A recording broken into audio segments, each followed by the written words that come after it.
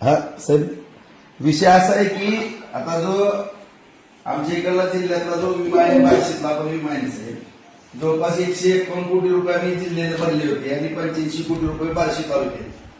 आता साहेब जी आमचं सोयाबीन पीक कापणीचा प्रयोग वगैरे झाले त्याच्यामध्ये आमचं 506 किलोचं उत्पन्न वगैरे दाखवलं.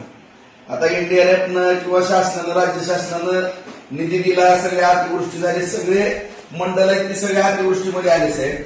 आणि आता त्या पीक विमा कंपनीच्या बाबतीमध्ये आम्ही मंत्री महोदयांना भेटलो तर त्यांचं मत आहे की आम्ही सॅटेलाइटवरनं पाहणार, तपासणार, सगळं करणार आणि त्याच्यानंतर काय असेल की आणि त्या सॅटेलाइटवरती किती नुकसान झाले काय त्याचा पण विषय घेतलेला नाही सर. त्यांनी त्याची माहिती पण आम्हाला मिळायला तयार नाही.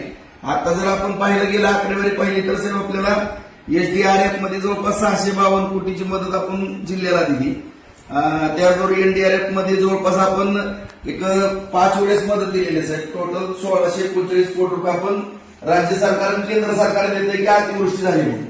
आता सीमेला कसं पाणी होतं, छाती इतकं पाणी होतं, जवळपास दुप्पट पाऊस सगळीकडे झाला साहेब. सगळी पिकं वाहून गेली, जमिनी खरडून गेल्या आणि ह्याच्यातनं आता पीक विमा कंपन्या कुठल्या अंगाला लागूनच द्यायला तयार नाही साहेब. आपण ह्याच्या बाबतीत काय आता आपण काय निर्णय घेणार सांगा साहेब आम्हाला. या पीक विमा कंपनीला आपल्याला काहीतरी सूचना द्यावी लागतील साहेब जरा.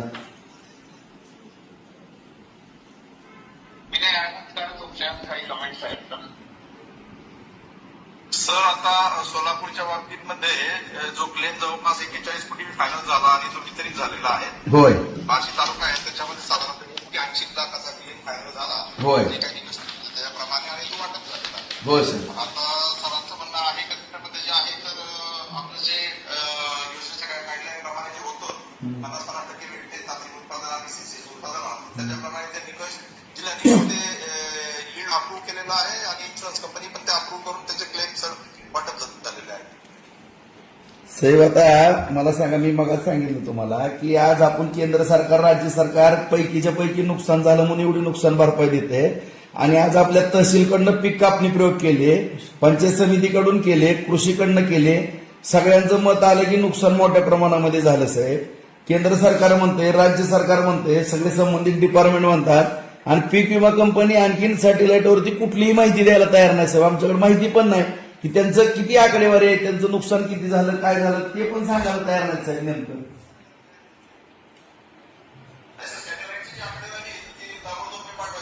पाठवायची व्यवस्था करा ना. आम्ही काय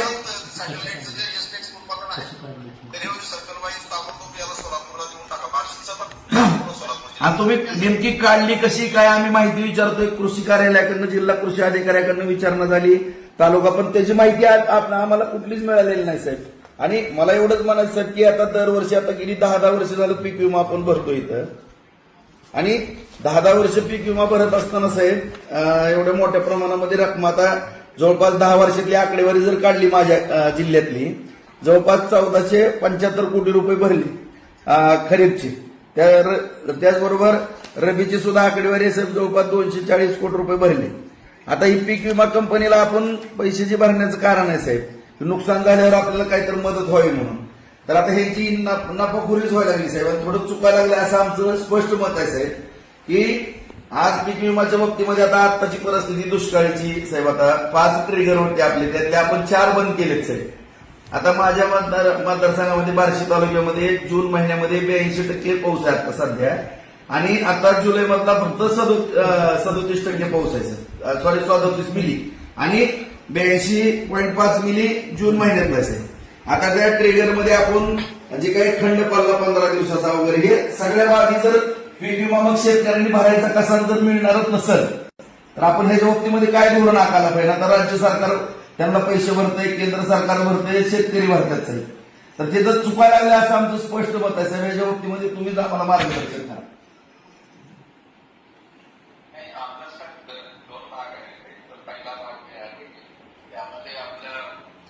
शासनाचे काही नियम आहेत त्याच्यामध्ये आणि ते 50% टेक्नॉलॉजीवर बेस्ड आहेत आणि 50% पीक कापणी प्रयत्न त्याच्या ऍव्हरेज अनेक वर्षापासून आता चालू आहे. तर त्या अनुषंगाने जे काही आकडे आहेत तर ते आकडे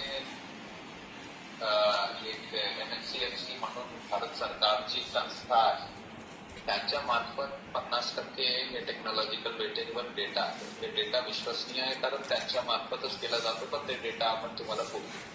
आणि तसंच जे दुसरा डेटा आहे पीक कापणी प्रयोगाचं, ते डेटा तर मला वाटतं डिस्ट्रिक्ट लेवलवर पण आहे, तर त्याप्रमाणे त्याच्या ते सांगड घालता येईल.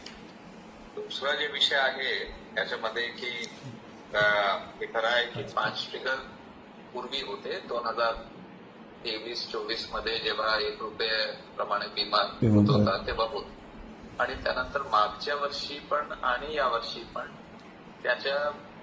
त्याचप्रमाणे हे करण्यात आलेलं आहे की पीक कापणी प्रयोगावरच आधारित. शेवटी पीक कापणी प्रयोग जे काही आहे आणि शेवटच्या जे काही उत्पादन आधारित जे होतो ते फायनल आपलं रिझल्ट. तर त्या अनुषंगाने हे निर्णय घेण्यात आलेले आहे शासनाच्या स्तरावर, वरिष्ठ स्तरावर पण. आणि तसंच जेव्हा कधी मध्यांतरी कुठल्या तरी अशी कलॅमिटी येते, कारण हे पण खरं आहे की सगळी लोक विमा घेत नाही आणि प्रतिकूल परिस्थितीचा प्रभाव विमा घेणारे आणि विमा न घेणारे दोघांवर पण. तर त्या अनुषंगाने एनडीआरएफच्या अनुषंगाने त्यांना आपण कॉम्पन्सेट करतो. बाकी लोकांना जे आहे त्यांना बेसिकली शेवटी जे पीक कापणी प्रयोग मध्ये जे सगळं काही रिझल्ट येतो, कुठेतरी काही जिल्ह्यांमध्ये असं पण होतो की हळूहळू बढतं उत्पादन, तर काही निधी आहे भरपाई रक्कम माझी, तर ते इमिडिएटली आपली म्हणजे माझं तुम्ही आता आम्ही प्रॅक्टिकली आहेत साहेब. आता आपण जे म्हणता ना ते पीक कापणीचा प्रयोग, पीक कापणी प्रयोग कोणी केला साहेब? तहसील यंत्रणेने केला, कृषी यंत्रणेने केला, पंचायत समितीने केला साहेब. तिन्ही आपल्या डिपार्टमेंटने केला आणि तोच ग्राह्यदारला आपण पूर्वीपासून साहेब. आता त्या तिघांचंही मत आलंय की आपलं पीक कापणीचं उत्पन्न किती आलेलं आहे ते आपल्या समोर सगळे रिपोर्ट आहेत साहेब. केंद्र सरकारनं नुकसान मोठ्या प्रमाणामध्ये झालं म्हणून भरपाई दिली साहेब. राज्य सरकारने मोठ्या प्रमाणामध्ये नुकसान झालं म्हणून जवळपास 1600 कोटीच्या आसपास जवळपास सोलापूर जिल्ह्याला. मग साहेब केंद्र सरकार आपल्याला एनडीआरएफच्या ह्याच्यातून निधी देतोय नुकसान झालं म्हणून. माननीय मुख्यमंत्री महोदय सुद्धा सगळ्या फील्डवर प्रत्येक ठिकाणी धाराशिव जिल्हा, लातूर जिल्हा, सोलापूर जिल्हा, सीनाकाठच्या भागामध्ये माढा तालुक्यामध्ये स्वतः आले, स्वतः परिस्थिती पाहिली. सीना नदीनं रुद्र कसं धारण केलं होतं, डोक्यावर पाणी होतं साहेब, द्राक्षाच्या बागा केल्या, सगळी परिस्थिती आपण पाहिलेली साहेब. आणि एवढं बघून पण पीक विमा कंपन्या जर असं धोरण चुकत असेल तर ह्याच्या बाबतीमध्ये आपल्याला काहीतरी पॉलिसी आखायला पाहिजे साहेब. नाहीतर आता शेतकऱ्यांचा विश्वासच राहणार नाही. कोण शेतकरी पीक विमा भरणार आहे? मग आपण पीक विमा जे शेतकरी भरतो किंवा त्यांना प्रोत्साहन करतो किंवा केंद्र सरकार, राज्य सरकार कॉन्ट्रिब्युशन देते साहेब, मग आपण ही योजना थांबवायची का असं आमच्या सारख्याचं मत व्हायला लागलं साहेब. ह्याच्या बाबतीमध्ये कुठंतरी वेळ देऊन मंत्री महोदयाला पण आम्ही परत भेटून विनंती करतो. आणि आमच्या अगोदर आमचे सिनियर राणादादा साहेब पण आपल्या समोर आता आलेले साहेब. त्यांनाही माहिती आहे शेवटी सुप्रीम कोर्टापर्यंत राणादादा गेले आणि धाराशिव जिल्ह्यामध्ये पीक विमा द्यावा लागला. आता सुद्धा त्यांचा पाठपुरावा चालू आहे, माझा पाठपुरावा चालू आहे. आणि त्यामुळं त्या ठिकाणी राणादादांचं पण थोडं मार्गदर्शन घ्यायचं. ते हायकोर्ट, सुप्रीम कोर्टापर्यंत सगळी केस लागलेली आहे आणि ते शेवटी शेतकऱ्यांच्या बाजूने निर्णय कोर्टाने सुद्धा कोर्टाने सुद्धा दिलेले आहेत. ते सुद्धा वस्तुस्थिती बघून घ्या साहेब आपण.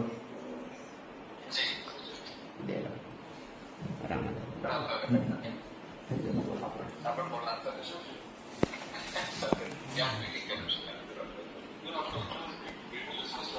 हॅलो.